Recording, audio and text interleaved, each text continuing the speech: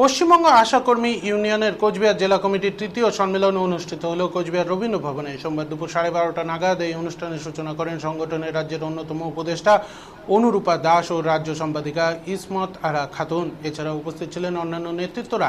এদিনের এই সম্মেলনে আশাকর্মীদের স্থায়ী সরকারি কর্মীর স্বীকৃতি প্রদান, পিএফ গ্র্যাচুইটি পেনশন প্রদান সহ অন্যান্য দাবি নিয়ে বিস্তারিত আলোচনা হবে বলে জানানো হয় সংগঠনের পক্ষ থেকে।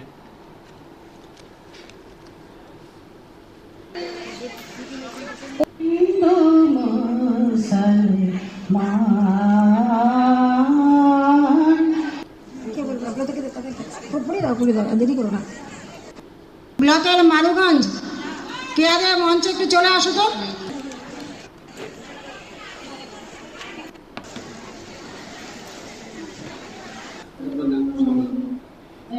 আজকে পশ্চিমবঙ্গ আশাকর্মী ইউনিয়নের কোচবিহার জেলার তৃতীয় সম্মেলন অনুষ্ঠিত হচ্ছে রবীন্দ্র ভবন হলে।